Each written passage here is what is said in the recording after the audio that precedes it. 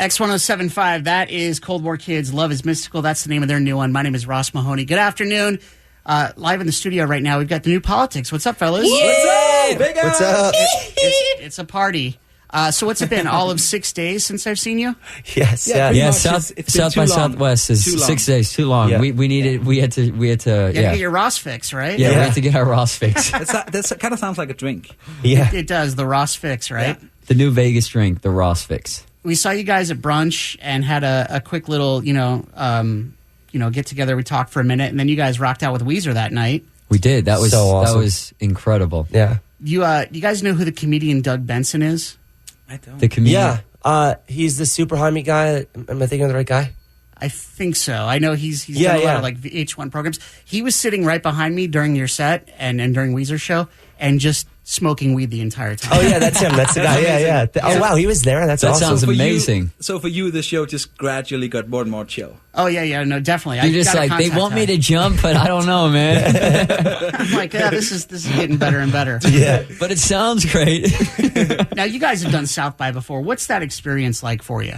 It's kind of like you forget how overwhelming it is. Right. I think it's also one of those places that when you as a band go there and play, there's a lot of attention on music, and that's so cool. I think it's a very unique festival. But I definitely want to say that the 6th Street Madness is completely unreal. Yeah. We actually ended up doing a Billboard interview walking down the street. Right.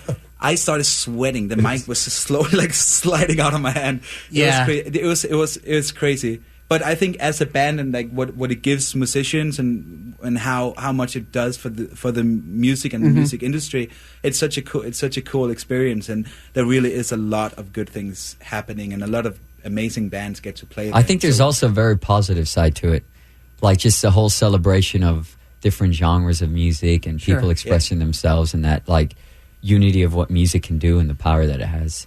It's the power of love. Power of music. What I try to tell people is it's not really like a thing where like people can just go. It's not really for the fans as much as it is more of an industry type thing. But there is that thing like behind the curtain, kind of when you get off like 6th Street, that madness. Yeah, then it gets really industry. You're right. Yeah, it's a little insane. I mean, like a lot of people come out and they walk the streets and they hope to get into a club, but a lot of times like it's just so packed, and most bands are playing such small venues that it's not really conducive for the public to come in. Yeah, right. But it is a rare experience, and I think that's probably why I go back every year, is because I used to go into South by Southwest with a plan every year. I got to see this band, and I want to see this band. You can't do that. No. Now I just end up like wherever I end up, like everyone's like, hey, we're going to go drink over at this bar, and then you end up seeing the best bands that way. I love that. Totally. I agree with that. That's kind of also how music gets created. You can't have a formula for that thing, you know? Otherwise, everyone would get an education and write hits. It's like just like, or music and express themselves in a way like that. There's just no formula to it. It has to be unexpected and kind of just fun and honest. Totally, and I actually think that's why people relate to it too. Because whenever we as musicians, I think we all tend to sometimes we think, oh, this sounds so good because our voices sound good and that it's the right effects and all this stuff. But it's not really what people react to a lot of times. So I think it's very related to what David says. It's the more honest and the more spontaneous it is. That's where a lot of the magical stuff happens. Just in life. I love that. It's good to be spontaneous in life. It's better. They always say like you're not, when you're looking for love, you don't find it. Right. And 100%. when you do, when you least expect, that's when it hits you. And I think that writing music, not that I've ever written a song or anything like that, other than maybe like, singing a parody song in my own car. But I think that's You're kind just of sitting on the biggest like hit and you don't even know it. Right. Just one day it's just going to hit me. I'm going to be, come out. You're like, it goes a little like, Ross, Ross, Ross, Ross, Ross, Ross, Ross. I'll be in a marijuana fog from Doug Benson and it'll just all come to me or something like that. But everything I've heard from musicians that write these hit songs, they say, their biggest hits come to them in 5 seconds, and it takes them 10 minutes. They put it together, and they're like, duh, why didn't that just 100%. that happen all the time, 100%, yeah. So let's talk a little bit about new music. We have New Politics live in the studio. We got David, Lewis, and Soren. Let's talk about One of Us. That is a catchy damn song, if I do say so myself. Thank you. How did that come together? It actually, this is the most amazing thing about the new songs. They really came together. David was announcing a very happy thing that he's probably going to say in a second. the guitar. I don't want to be the guy that says it. But he was announcing this amazing thing, and he was back in New York, and we were just having a really, really good time. And the night before he went back to Atlanta, we wrote the song, and it's just a great celebration of friendship and how much we want to do music, and it's the only thing that we know how to do, and it's the only thing that has ever taken us, at least me, not David has done other cool stuff, but taking us, into this I've landed on the unknown. Moon. Nobody knows about that. And so it's just this big celebration. The melody happened just like you said. It happened so quick. It was just one of those experiences that I feel in some weird way we were really just channeling friendship and really, really, really, really good expectations for the future and for our, the three of us, our friendship and everything that has happened here in America too. Because no matter how you want to put it, when we moved from Denmark about 6 years ago, that was a crazy move, right? You're leaving everything behind, and suddenly we're in this, we're living in New York, and right. all these amazing things are happening, and I think it just really is a celebration of that, and it's it was such an honor to also be able to play it for people and see the response that people are really loving it. Yeah. The demo vocals from that night are the vocals on the final song, because they had tears and love in it. Well, that's the thing. So David shared with me this story, and I don't know how much of this you guys actually would tell, but it was kind of a tender moment when you told me this, and it kind of struck me, was that you said that you had some big news, and you can share the news in a minute if you'd like, but I'm going to be a daddy. You're going to be a daddy. She's going to call me daddy, so I'm pretty sure of that. Yeah, you were going to be a dad.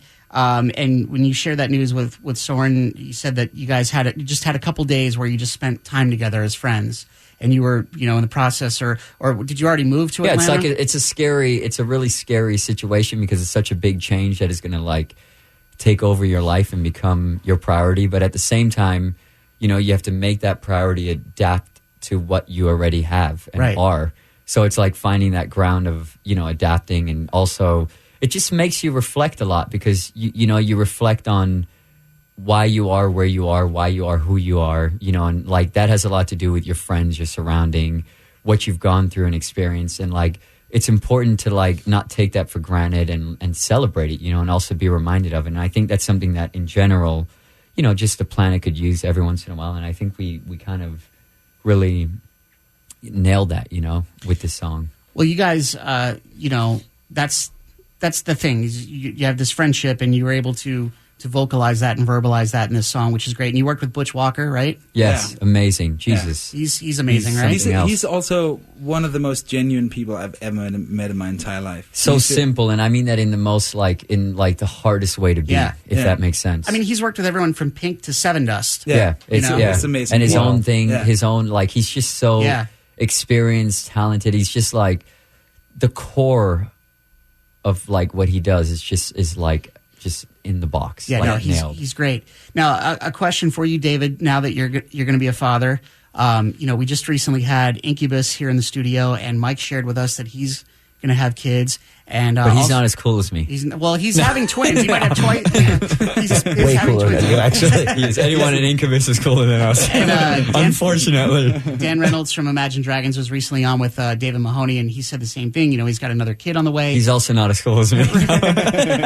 By far. But here's the thing. Thank you. I love you, Ross. Give me that confidence boost. You're the man. So all three of you guys, you have babies on the way, but you also have new music and upcoming tours. You're going to be touring with 311. Does that scare you at all? The fact that, oh my God, I'm about to go on tour and I've got a baby coming. Yes, that is actually my biggest fear. I mean, the three of us, we should get together. They could give me some advice, maybe. Right. I've been big fans of them for a long time. But we should do a package tour, Imagine Dragons, the Incubus, baby and daddy tour. The baby daddy tour. There'll be a traveling nursery with you guys. That would be amazing. I do think we'd save a lot of money. Yeah. We might actually make some money as musicians. Right. No, it's really scary. That's my biggest fear. Because Christian, she plays Rosita on The Walking Dead. For those that don't know, David, having a child with your girl, are you guys engaged or no? Or did I put that out there? I'm working on it. Okay, all right, you'll get there. But we're going to keep it on the hush. I'm trying to find the right diamond for this because Lewis, you're going to help me, right? Yeah, I'm on it. David, I've been working on it a while. I'm still trying to get it all together, just to come from like the right place, and it has to be like. Has to just when you say Christian, you mean Christian Serrato. She plays Rosita on The Walking Dead. Yes, and she had a massive episode this past week. So yeah, she's incredible. And so we That's, like which is my why you moved to Atlanta, right? Yes, exactly. I'm an Atlantean now. So the next record, I'm just going to give you a heads up, is going to be like, chicken up on your back. Got a feeling Bob with their back. Got no times, no bait times, and you can't dap no more back. All right, we're going to bring in that trap. I love it. So no, that's my thing. We're about to go out on tour with 311. Right. And we're doing direct support again, 311, what an honor. Incredible. I mean, you're talking about Imagine Dragons, Incubus, that we're sitting here in these chairs, and we're here now as well, as little fanboys. So we're just really grateful. Again, this song is a part of that. It's like celebrating that gratefulness also. And also we're like, regardless of all our differences and what we're going through in life, and, like celebrating and also paying homage to like everything we also have, that we sometimes take for granted.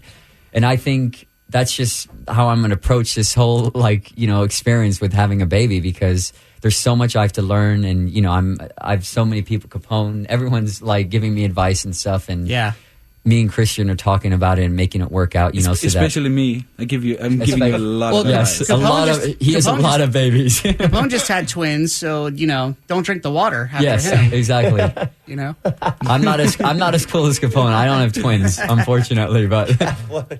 All right, so let's play this song here. When's the album going to come out? Do we have a target date? We don't have a date yet, but we actually with this album we're pretty much done. We're going to kind of we're kind of just going to make our own rules with this record. I think so, because we're definitely working. We have tons of songs and stuff, but it's just we're not putting dates on it. We're just kind of going to go with the flow, and we're going to enjoy it and kind of let that wave kind of take us, and so that we can smell. Don't be held back by a deadline.